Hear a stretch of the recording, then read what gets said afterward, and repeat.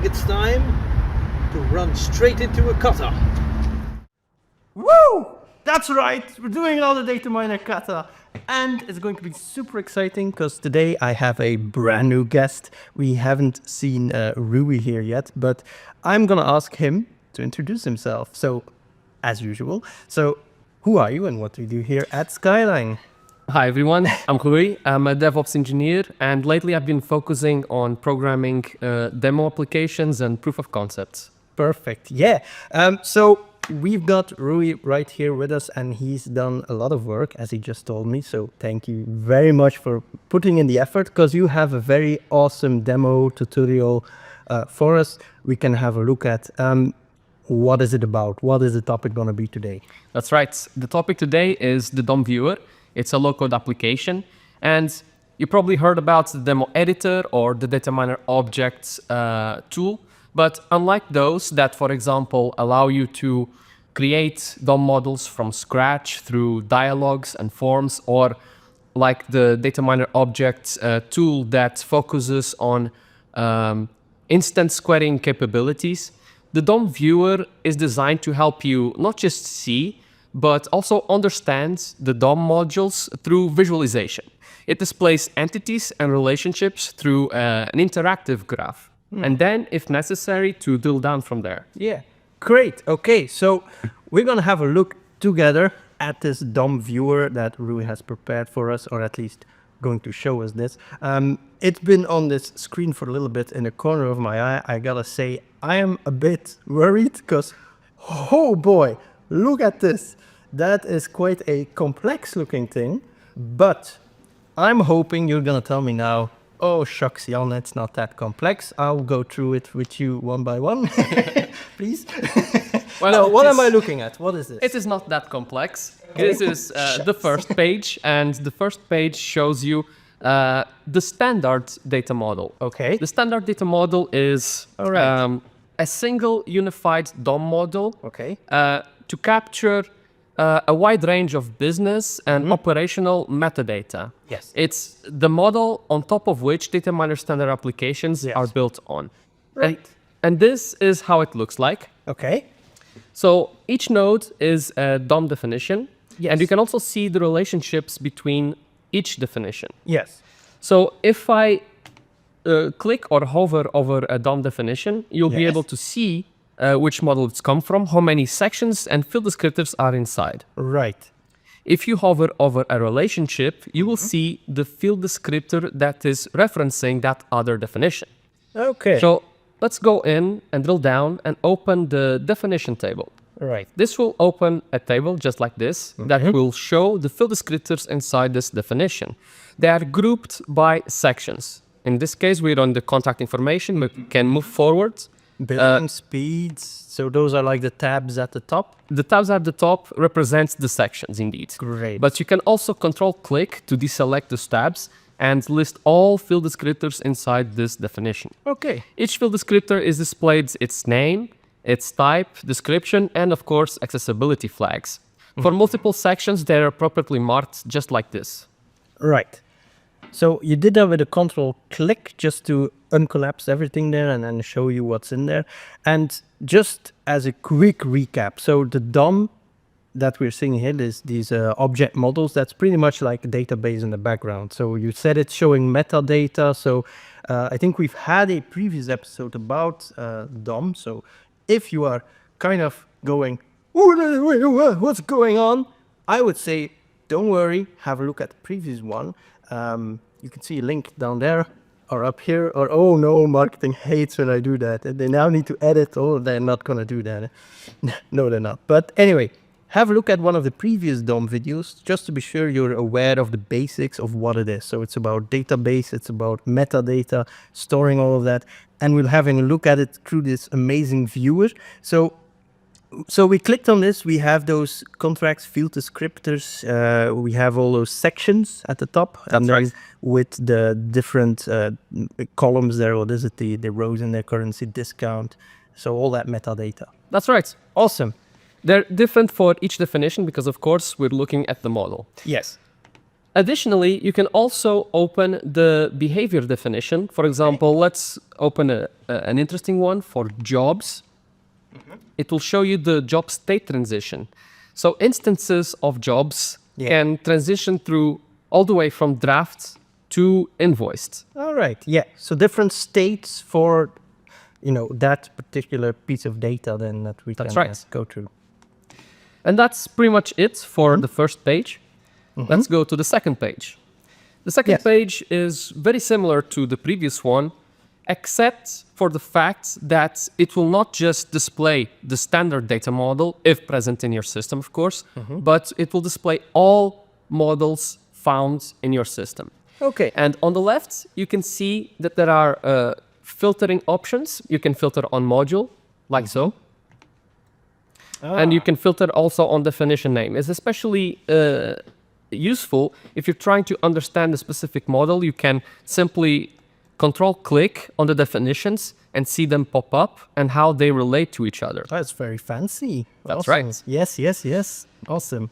You can clear all filters like so. Right. And additionally, you can also see several modules simultaneously by using the multiple selection on the filters. Right. So we're looking at this demo right here. So you've given us like the kind of quick introduction on what we can already see with it. If someone were to want to follow along themselves, if they actually want to use it, is this app available? Is it, you can download it on the catalog or? That's right. This application is available in the catalog as a standalone application, but also the tutorial package to replicate this exercise is also available on the catalog. It's called Tutorial DOM Viewer. All right. So, okay. So you've got the application itself. You can get it from the catalog and use it in a production environment. But there's also a specific one for this tutorial, right? And you can grab that as well and then actually follow along. Now, we haven't actually done any really crazy things yet. It's mostly been demoing and showing things. Is there anything awesome that you still want to show us here? Let's have a look maybe. So you've shown us the second tab on the left. Yeah, it's a good segue for the third page, in fact. The third page will not display an interactive graph. It will just display all field descriptors across all modules found in your system. Oh, okay. Right? Yeah. So again, it's more tree structure there. It's more of a yes. So you have the similar filters on the left. You can filter by model, definition name, and even section. Yes. So that it becomes very easy for you to find a specific field descriptor if you already know what it is, like billing rate cards and rate card information, and for example here the name. Okay. But additionally, you can also showcase or display different field descriptors simultaneously, even if they're across different modules. On the DOM editor, for example, you would have to go all the way back to a different module and then drill down again to find a different field descriptor. Here, you can visualize them simultaneously, no matter where they are. Okay, so I can exemplify. For example, I'll add custom billing module and perhaps the tasks. I'm going to contracts and task type. And on the contract, I would like to see the contract information, and for the task type information. Because the sections are now, because you've selected both contracts and task type, the section names you get is both of those. Yes, so depending on which filter you use, it will also filter the subsequent filters. Yes, okay, so it is quite smart in that it kind of, it's like a wizard going from left to right. That's right.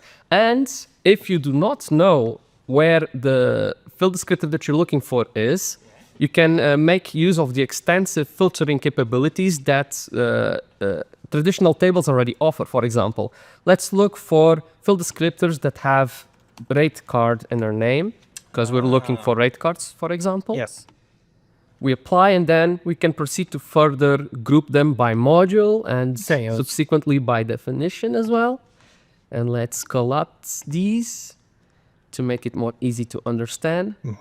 And now, as expected, you have rate cards as part of a contract, but you also have a rate card specifically cost rate card attached to resources and resource pools inside the Resource Studio module. Yeah, different Which is a module. different module indeed. But the search did find all of them. That's really fun. Now, I'm known for sometimes asking really silly questions, so I'm going to go ahead and continue that record of asking silly questions. Oh boy. Can I edit in this? Not yet. Well, And- okay, not that silly then, because it's called DOM viewer, so I thought you were going to Indeed. go like, psh, Indeed. fool, it's a viewer. But no, yeah, so you say not yet, but there might be an intention of That's right. That's something that I was saving for the end, Oh, but no. I can say it right now. I ruined it. So this application is in a very preliminary, early stages version. Okay. It will be expanded in the future with Right. additional capabilities. At the moment, it's focusing just on visualizing and navigating and Yeah. help you understand models that would otherwise be difficult to understand Yeah. by navigating dialogues and forms. yes, Right? yes. But we're not over yet. Okay, Because I'm no. excited to show the next stage. Sure, go for it. Because this, We've been going down the list. indeed, even though it's in very early stages, it was also designed to help to aid with documentation as well. Okay. So because modules, DOM modules, over time they grow and they change, Yes. and the documentation needs to keep up. Yeah. And that can be challenging, especially if you're doing it manually. And for that reason, there is a little handy tool here that allows you to generate Markdown and Yeah. copy it to whatever you're using. And for example, here, all the SDM modules are selected by default, but Okay. for the example, I'm just going to select one. All I'll make it the tasks down here. You click on generate, and there it is, the Markdown. Yes, And, that gives you a nice markdown that you can then paste into documentation. That's right, and I'm going to showcase that as well. But forever who is following this session, if you're doing so, please take a screenshot of this step right here, so that we know that you followed along. Yeah, if you want to get some nice DevOps points, then this would be the part where you can indeed take screenshots, as Rui indicates here of this page, and well, you'll get your points then. Okay, awesome. So we've generated that markdown. I would like to show how it looks like. Yes. Yes, let's then select all, copy. Let's go look at, this is the Visual Studio code. Yeah. If you paste it here, you'll see the preview on the right, and this is how it looks like. You have the module name here on the top, the definition name right here, and then you have a table. The table displays all the field descriptors of the task definition, Yes. grouped by, of course, the section, which is displayed with a gray bar, task information. Let's see if there's more task custom fields, and so on and so forth. And of course, you'd have the usual data associated with each field descriptor that you would see on the application, like name type, description, and accessibility flags. It can be very handy indeed if you need to access data that was stored using that model, using that entire structure. Then with that, with that documentation, you already have a lot of the information you need to know what exists, how to access it. That I consider to be an added bonus, but the main thing is that if the model changes frequently, it's much easier. Yeah, it's much easier to keep up with the documentation. Yeah, so for a developer as well, it's a lot easier to That's keep right. regenerating that if the model changes a lot. Yeah, Indeed. cool. That's pretty awesome. And You're gonna have to get rid of that, just bleep it, but that's fine. No, I'm that excited about it because I am intending indeed, I think this year probably I'm gonna end up using DOM myself. That's why I'm actually enthusiastic about seeing this, because I've been looking at this and thinking that's gonna make my life a lot easier. So thank you, at least from my end. my pleasure. Yeah. Anything else you want to show us on this model, on this viewer? Not necessarily. That was pretty much all I had planned to show today. Perfect. So Yeah. we're A nice, quick, amazing demo. Rui, thank you very much for preparing this, showing this to us. pleasure was all mine. Yeah, for sure. Always welcome to come over again and show us some more amazing low-code apps such as this one. For everyone watching, If you are watching from YouTube, don't forget to like, subscribe, ring that little bell so you're always aware of the next video that we bring out.